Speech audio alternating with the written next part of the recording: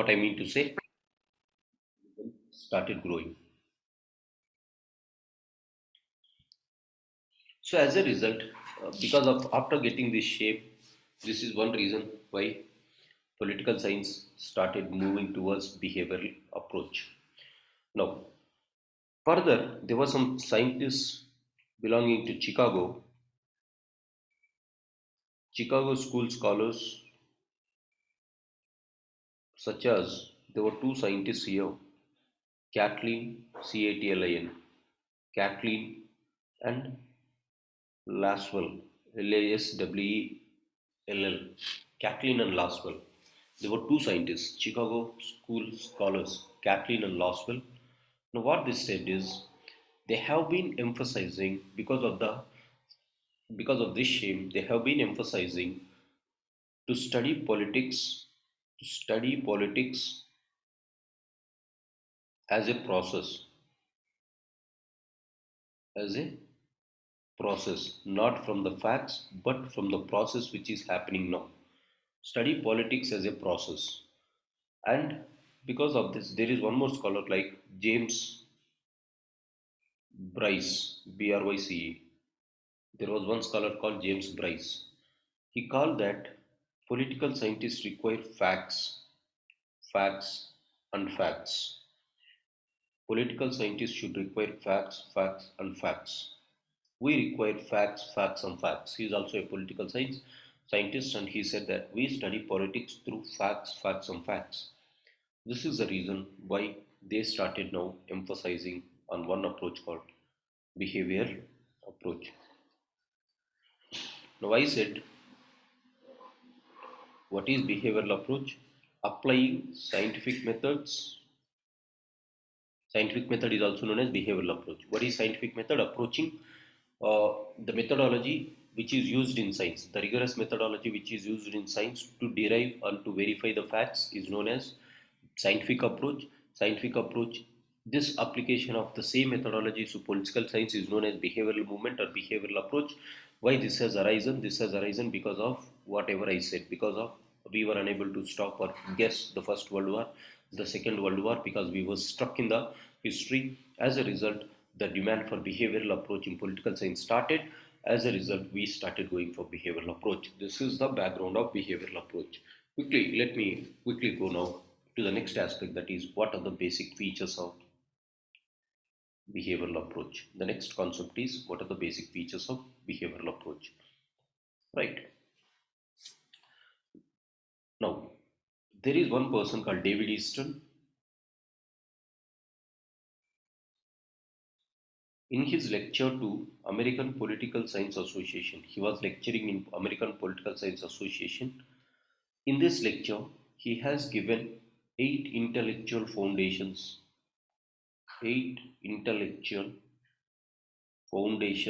stones, 8 intellectual foundation stones of behavioralism.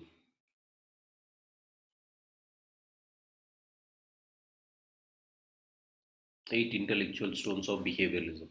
What are those 8 intellectual foundation stones? Yes, it is recording, don't worry.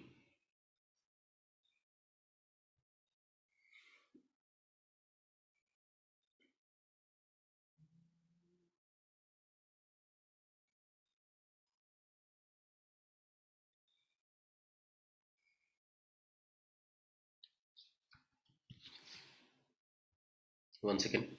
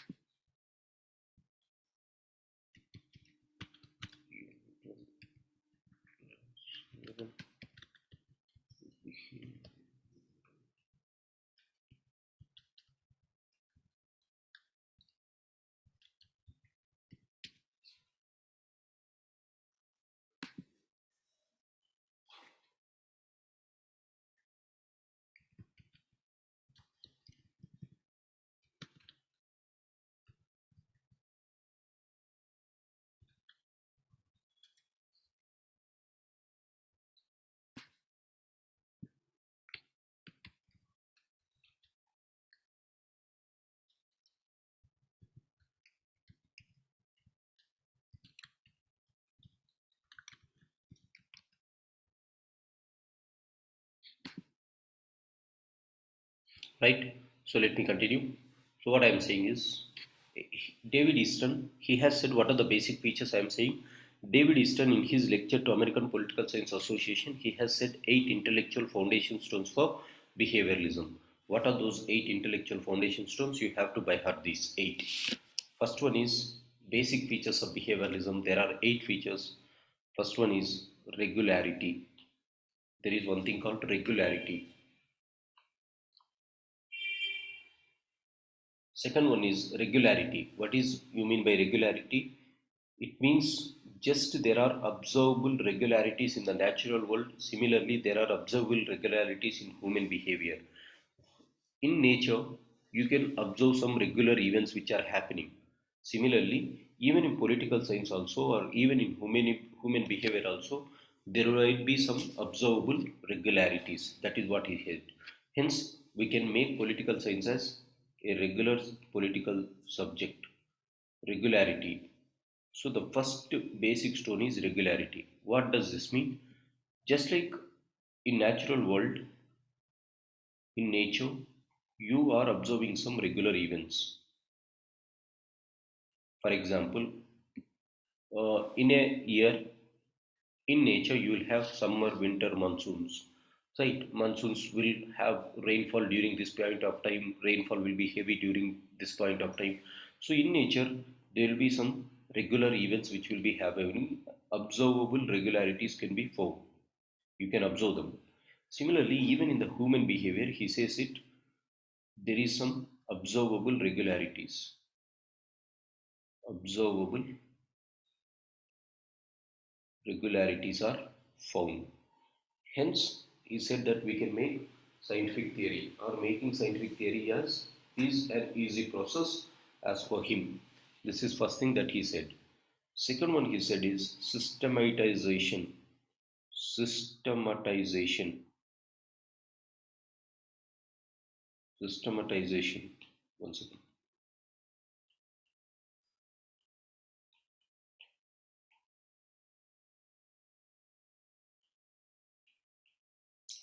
Systematization.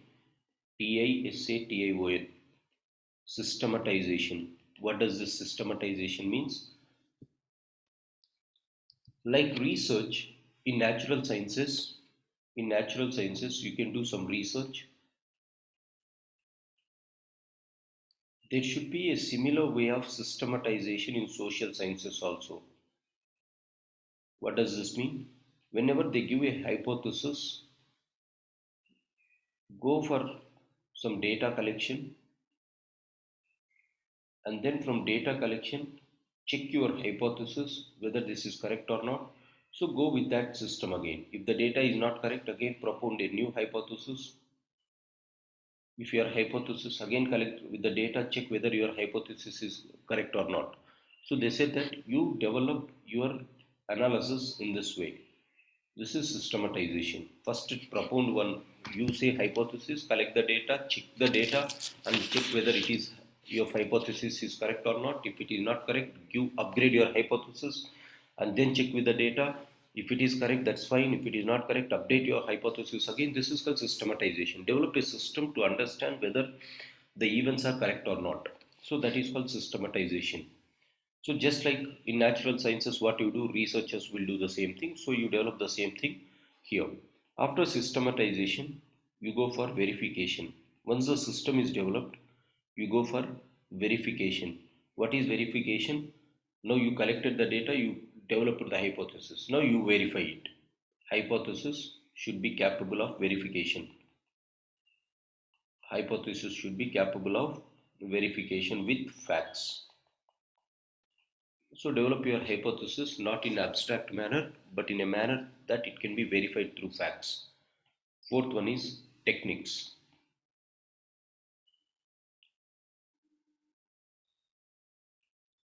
What is this techniques? They suggested that they have to incorporate scientific techniques, that is mathematical techniques and the so-called statistical techniques in analyzing the political science or in analyzing the human behavior. So they said go for some techniques, mathematical techniques and statistical techniques. Then measure the result, measurement. Then comes measurement. So you have to measure the result in quantifiable manner. Quantifiable manner. You measure it in a quantifiable manner. It has to be measured in quantity. That is the thing. Sixth one that he has said is integration.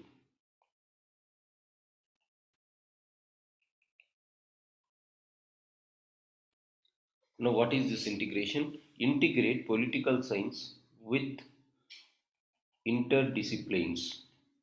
Interdisciplines. That is, don't keep aloof by yourself. Once you develop the facts, you link it with some other subjects like scientific disciplines, psychology, sociology, economics, how they are going to play a crucial role, or how your facts are going to play a very crucial role in the interdisciplinary subjects. But don't bring our theory near to history and philosophy. Rather than taking them to history and philosophy, keep them aside. Take the subject towards psychology, take the subject towards sociology, take the subject towards ecology or economics. That is what they said. So integrate the subject, integrate your facts with other subjects also, so that in the other communities, they will believe in our values also. They believe in our approach also.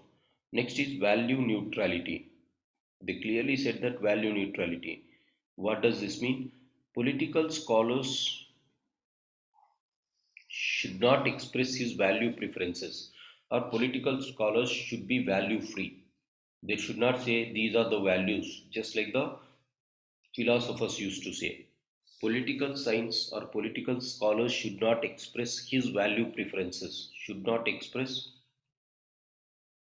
their value preferences. Political scholars should not express his value preferences, which means Plato said this is an ideal state. How he said an ideal state? By assuming himself that it is the value. So, who is Plato to assume the things and say that this is the value that is good, right? Rather than assumption, what they have to do, they have to look at the facts and they have to tell it. So, don't assume unnecessarily, rather, you be value neutral. That is what they said. Then they said the last one is pure science.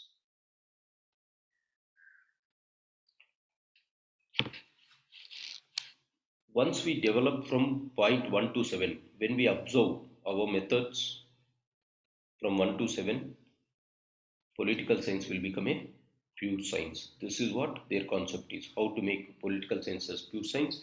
You follow the others above 7 steps. When we will observe about all these things, all these methods, political science is going to be a pure science. This is what the basic tenets of behavioralism is, or this is what the basic features of behavioralism is. One is regularity. What is this regularity? So always remember this. They will ask what are the basic tenets of behavior. Whenever they ask a question, you have to write all this.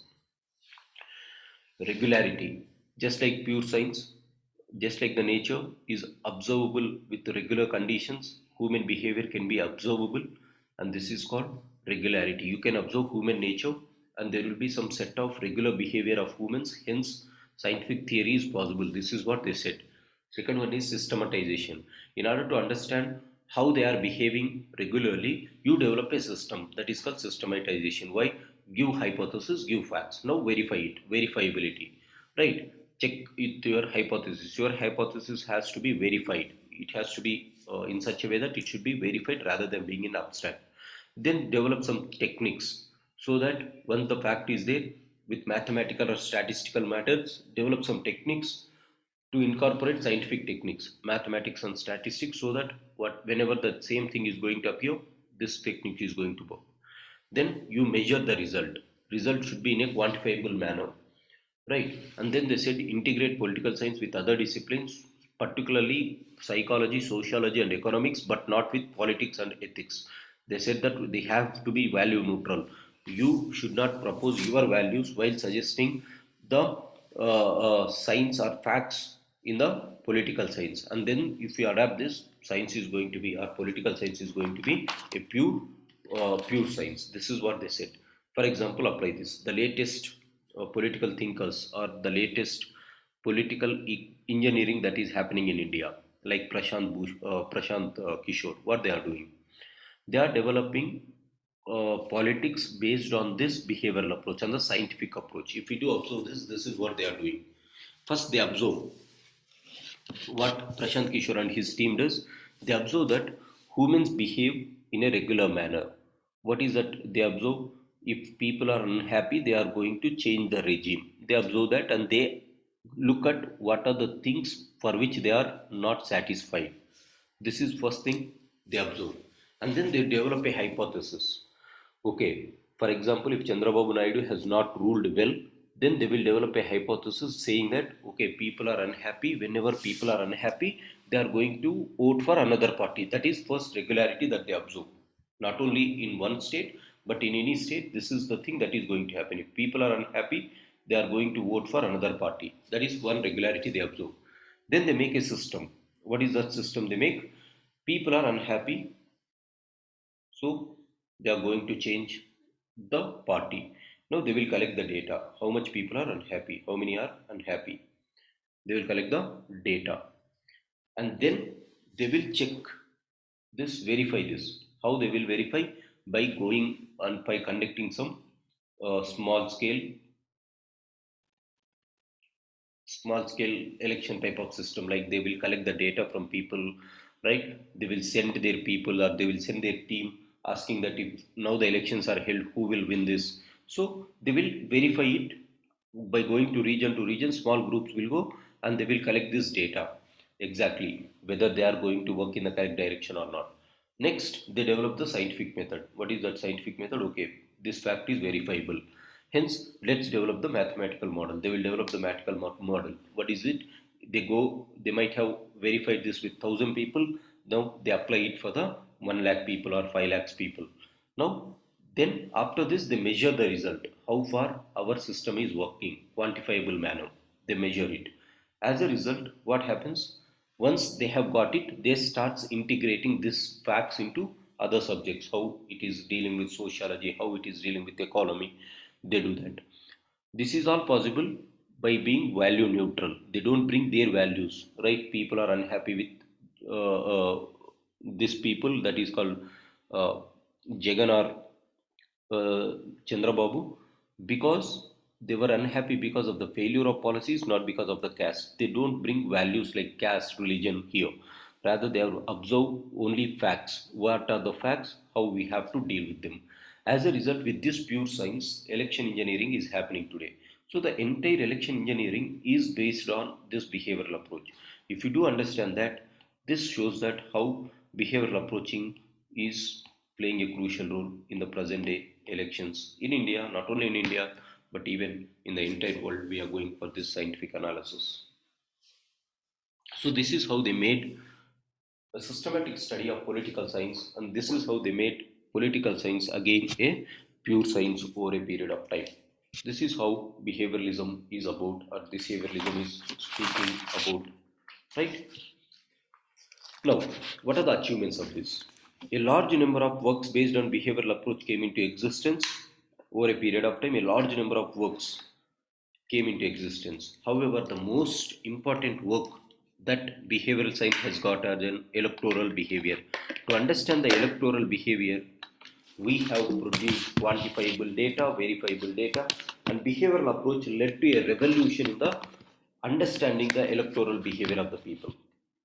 Just now I said like Prashant Kishore, electoral behavior. Particularly in India, it was started after Jayalalitha. Jayalalitha has won so many times. Why they have won?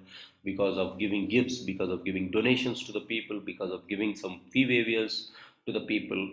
They observe that yes, this is going to work. So behavioralism has helped to understand the so-called electoral behavior of the people.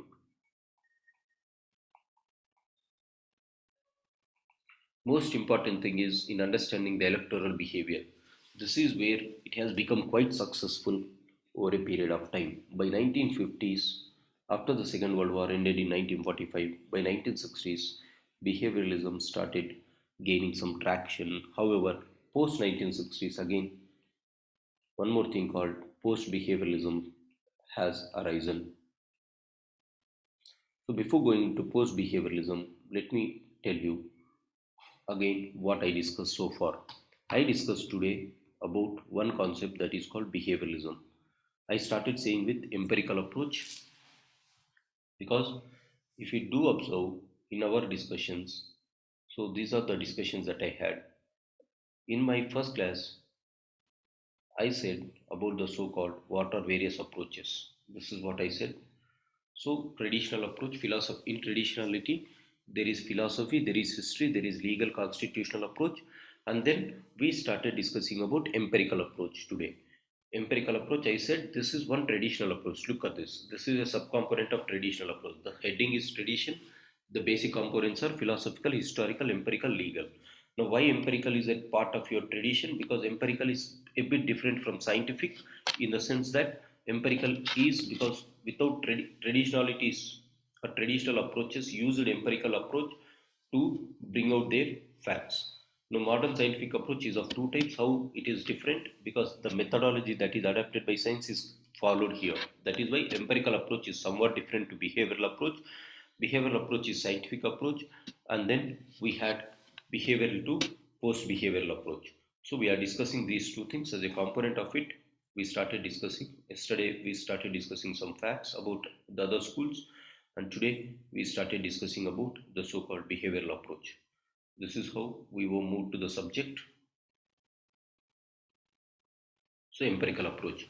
So I said empirical approach is as old as normative approach.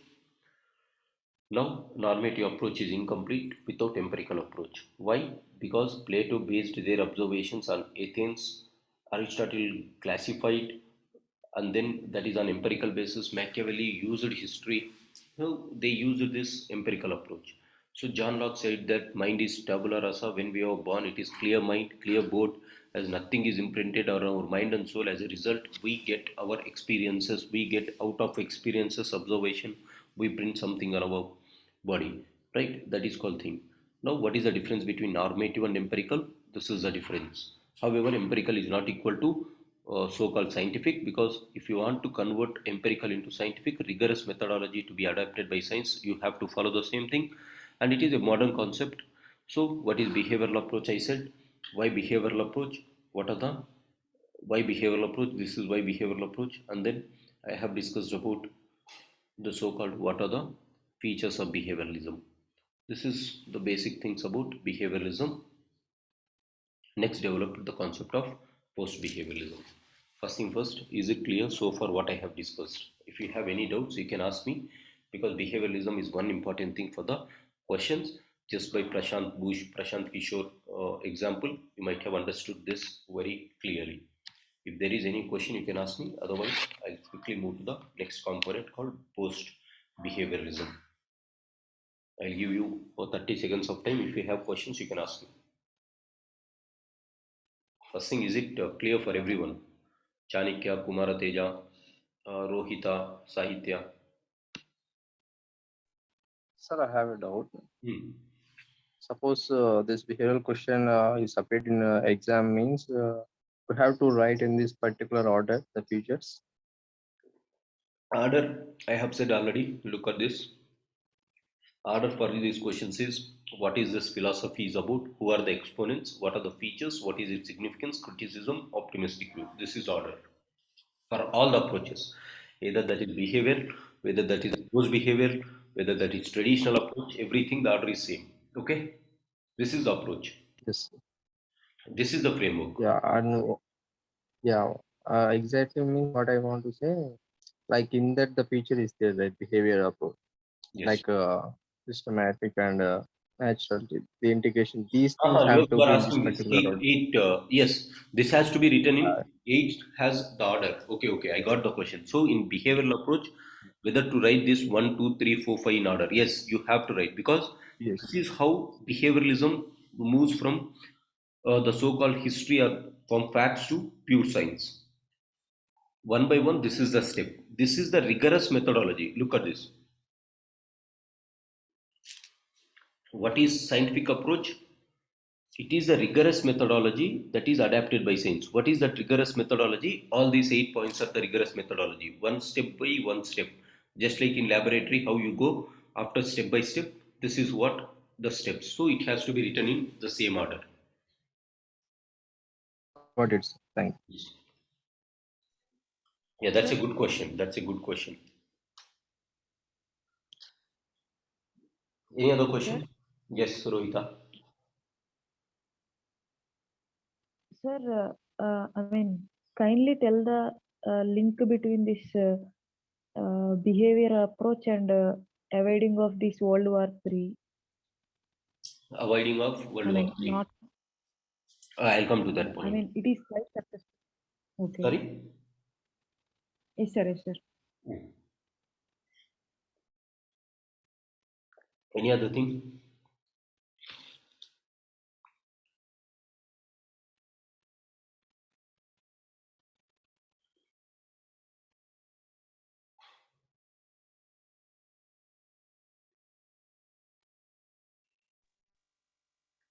Sir, Yes. kindly tell. I mean, kindly send the notes regarding this. I mean, reference books chapters regarding this chapter. See, already I have said this, the basic books. Now, for this book, today I will share it. O.P. Gauba is Yes. better for behavioral approach and post behavioral approach. O.P. Gauba, chapter number 8, I think. In that, Yes, sir. he has given this. Today I will send it. I know that. I was just searching for that. Right? Okay, sir. O.P. Gauba Okay. is better. Thank you. In a very simple language, he has explained it. Yes, sir. Okay, sir. Now let's move to the next concept without wasting time. Now, post behavioralism. Before after completing this, I'll come to Rohita's question: how it is going to help in understanding the real world. Post behavioralism. Now, why post behavioralism? And what is this post behavioralism? Now, by 1945, I said that political science was declared dead by Robert the Hull, and slowly the field started emerging with the so-called behavioralism. And by 1960s or post 1960s, it reached again status quoist or static. What is this reaching status quoist or static? Again, the people or the political scientists went into a static mode of collecting the facts, but they failed to understand the reality again. Political science again started declining post 1960. Post 1960, it started declining. Why it started declining? Because by 1960s in America, particularly American Political Scientists Association, right? In America, they started some civil wars which were going to happen. Many protests were happening in America by this point of time. Protests were taking place in USA. And this protest is of racial discrimination on the people. As a result, these political scientists again failed to understand how these protests are happening, why this is happening. So America was in turmoil, but these fellows they were unable to answer why these things are happening. Hence, again, people thought that their relevancy started getting down. Hence, even though protests are happening in America, the political scholars gave no theories which is relevance to address these issues. So they were unable to address the issues why these are happening in America. As a result, political scientists again started thinking that there is something wrong in our approach. So political scholars who neglected normative issues. Now look at this racial discrimination. This is something between whites and blacks. Right. The discrimination is based on whites and blacks, which is based on some values. Right. Now whites are saying that without any morals, they are saying that we are superior race, blacks are inferior race. Now they fail to understand these values. I said because they clearly said you have to be value neutral. The moment they are value neutral, they started focusing not on these lines.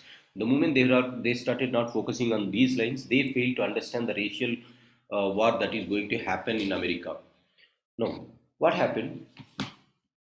So slowly, Political scholars neglected normative issues in the behavioral approach. They dealt only with such issues where it is possible to employ scientific data. Hence, political works were primarily in the field of electoral behavior, particularly post-behavioralism happened as the neglected normative approach. They were not focusing on norms or values, they are only focusing on such things which are having verifiable data. So they always looked for verifiable data. Wherever data is present, they went on to that areas. For example, they focused on electoral behavior. So political science now was confined only to the elections, to understand the elections, but not some other factors like understanding the state, understanding the situations which were developing in the state. Rather, they moved political science towards the so-called election engineering itself. As a result, again, they started losing their relevance because political science, the field is primarily concerned with electoral behavior, particularly after the so-called behavioralism. Why? It is only in the electoral science or only in the electoral behavior that verifiable facts are present. As a result, political scholars compromised the scope of the subject, the relevance of the subject at all. So, by focusing excessively on behavioralism, they compromised the scope. What is the scope? The scope has to be the science. I said political science is studying about the state, studying about all the institutions in the state, studying about what are the processes which are happening in the state. This is called science. But what happened here? Because of just looking at the verifiable facts, the scope of political science was reduced to just electoral behavior, only to election engineering. As a result, they reduced the scope, and as a result, their relevance was lost in order to understand the basic theory or in order to understand what is happening in the basic world. Hence, they compromised with the scope. Why they compromised? Again, because of this behavioral approach. Now, David Easton, who has given this 8 intellectual foundation stones, now started thinking that okay, his theory is wrong. He understood that his theory is wrong, and he has given another lecture at the same American Political Science Association, where he has given earlier 8 intellectual foundation stones. He has come and he has given another theories which is known as post-behavioral theories, post-behavioralism. So his title lecture, he named his title lecture as Credo of Relevance.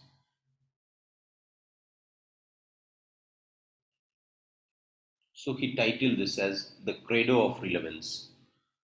Now, in this Credo of Relevance, he started discussing about how far the present behavioralism is relevant in understanding the in understanding the civil war which is happening in USA. Credo of relevance, they started discussing this. Now, in this credo of relevance, he criticized again the political scholars, saying that these fellows again they were compromising the subject and they were sitting in ivory towers. They were sitting in ivory towers, perfecting their techniques. Sitting in ivory towers, perfecting their techniques, which means just like the pure science scholars who used to scientists, just like pure science scientists who goes into the laboratory, works before that laboratory with the test tubes, these people are also going into laboratories called ivory towers, and they are sitting there and perfecting their techniques, whether the data that they collected is correct or whether the technique is correct or not, but they are not looking at the reality of the world now. So he criticized them. He said the same thing. Political scholars were sitting in ivory towers perfecting their techniques, but they compromised with the subject matter and their relevance. So he said this political scientists were sitting in ivory towers perfecting their techniques, but compromising the subject matter and the relevance. But compromising, you have to use this compromising the subject matter and its relevance.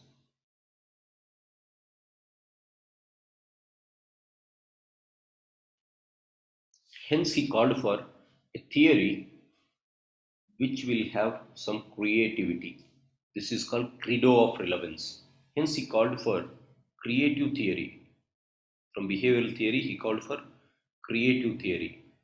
What is this creative theory? Creative theory is one theory which will be guided by action, which will be guided by relevance. So this thing is called the credo of relevance. Action should be on par with the relevance. So post-behavioralism started rising again by this fellow's understanding, that is called David Easton's understanding. Now, credo of relevance means he said that we have to go for creative theories, that is called action and relevance theory. He held that technique is important, but the purpose for which technique is applied is more important. Technique is important, but why are you applying all these techniques? To avoid war, right?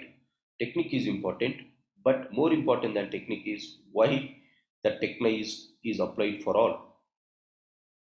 So he said that technique is important, but the purpose for which the technique is applied is more important. Remember now, behavioralists went for techniques because they failed to understand First World War, Second World War, so they started coming to techniques. Now you are just studying techniques in the election process. You left the main thing. So techniques are important, but the purpose for which the techniques is applied is also important. That is what he said.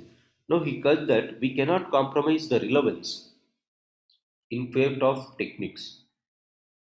Just by looking at techniques, we cannot compromise on the relevance for what you are sitting there and you are collecting the facts and everything. It should have some relevance on the real ground. Since he said that techniques cannot be compromised, or we cannot compromise relevance for techniques, he held that political science is not a pure science now. Now he understood political science is not a pure science. It is going to get disconnected. Please join. I will take for 10 more minutes and wind up this. He said that political science is not a pure science. Rather, it is an applied science now. Political science is not a pure science. It is an applied science. Now he understood that and he started saying this. Political science is not pure science. It is applied science.